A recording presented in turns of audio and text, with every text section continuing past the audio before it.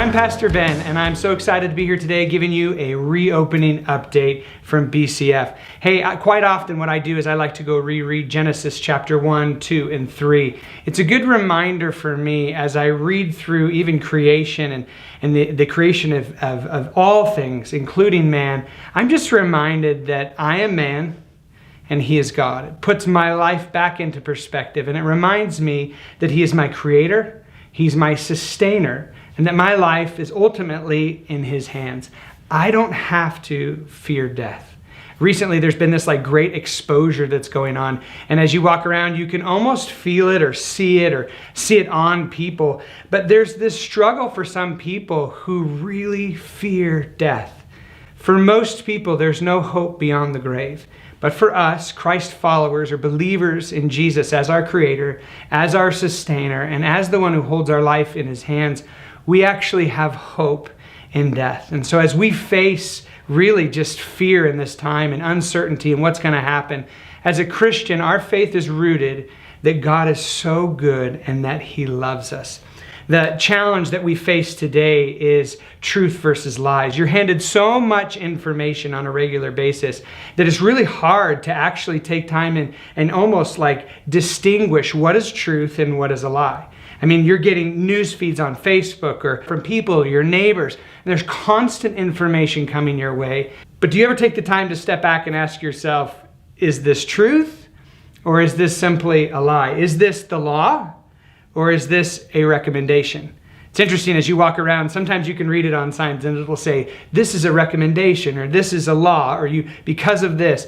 And it's really hard in this time to really kind of take time and say, well, what is truth? What is a lie? What is recommended? And what actually has to happen? It's interesting is that our guide through this season is truth. It's not science. It's not predictions. It's not theory. And it's not fear. It's really truth. I heard last week in an announcement that we have in Oregon saved over 70,000 people from COVID based off our predictions. So interesting to stop and ask that question. Did anybody actually listen to that?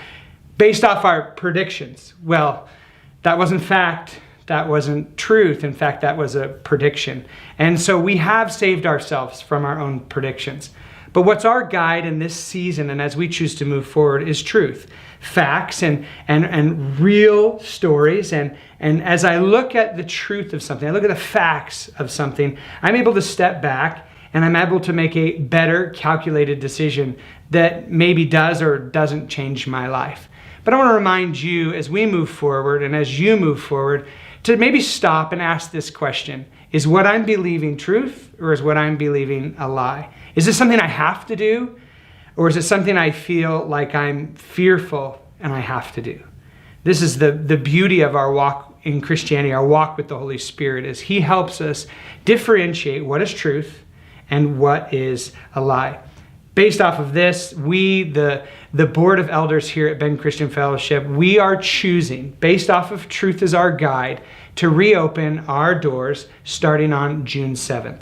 As we've looked at everything, when we first shut down, as many other churches did, almost every church, right, shut down, we did feel that there was a health a hazard to health, and we didn't want to cause any harm, and we thought, you know what, let's be prudent and wise in everything we do.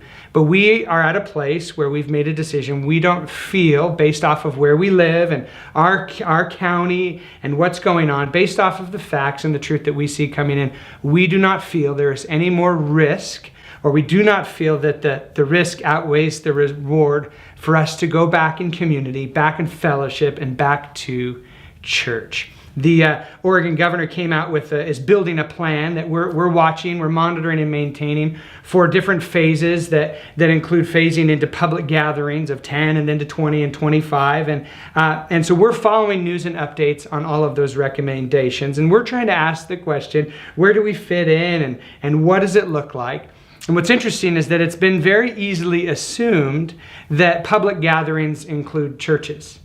But what's so amazing is that we're part of a wonderful country that is built on a constitution. And the very first amendment in the Constitution gives us the freedom to actually gather publicly, and there's no law that can stop us from doing so. I want to read this to you. The First Amendment says this: Congress shall make no law respecting the establishment of religion, right? Or abridging the freedom of speech or the freedom of press or the right of people to peacefully assemble. I love this. This is like it creates a sanctuary for us, the church, within the United States.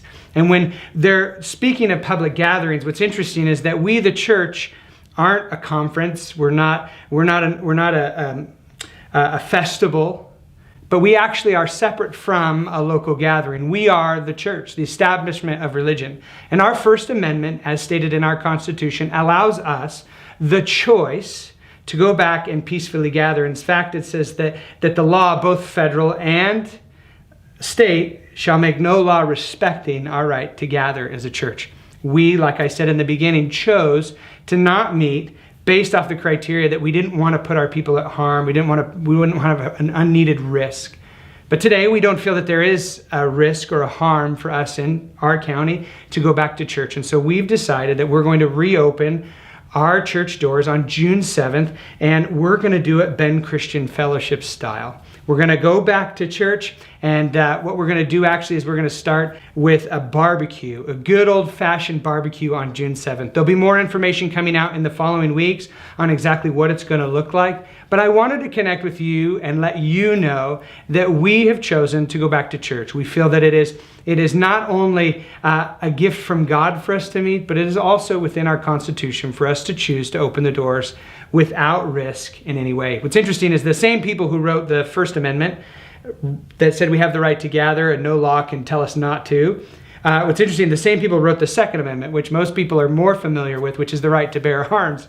And I just love it because a lot of people have almost as if they've challenged that Second Amendment is that you can't take away my arms, you can't take away these things. But that Second Amendment was written with the same intensity as the First Amendment, is that there's this right for us, His church, to be able to meet and to meet peacefully and to worship and to gather together where we feel there is no harm. And so it's with excitement that I get to tell you that we're going to go back to church. Come on, this is exciting for us. There'll be more information to follow in regards to what we're doing for safety procedures, but I want to remind you that we are the church. God's chosen and God's loved people. And you know what? We get to have hope in life and hope in death. But this is a great opportunity right now for all those people around you that you see don't have hope. They're living in fear and they don't have a hope beyond this life. Man, why don't we share the love of Jesus with them in this time? Why don't we encourage them and invite them? And I want to encourage you on June 7th, we're going to announce it and we're going to put it out on Facebook and have signups. But not only come, invite someone. Invite someone to come and be a part of His church that is so lacking community. I just know even in my own sphere and neighborhoods, people I talk to, it's just like, oh, I just want to see you again. I met with a few church leaders this week, and it was like just to see their face one more time was just so good. Give the kids a hug, and man, it's so good to see you. And I loved watching the kids come to church. They're like, can we go to kids' church? Can we check this out? It's been so long for us to really not be together. I'm looking forward to seeing you and your family as we reopen church with a BCF barbecue. No services on the 7th. It's a barbecue from 11 to 2. And then on the 14th, we will reopen church as usual and we will worship together. Thanks for taking time to watch this. If you have any questions, I just asked Josh. Never mind.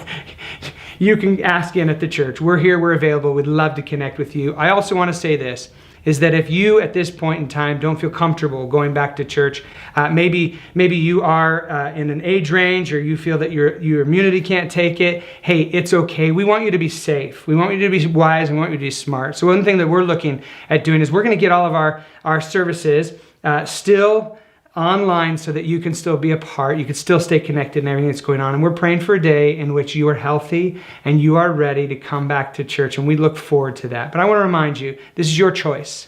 This isn't something we're forcing on you. We're not asking you to join a militia. We're just saying exercise your freedom to go to church and have a wonderful week. I will see you face to face soon.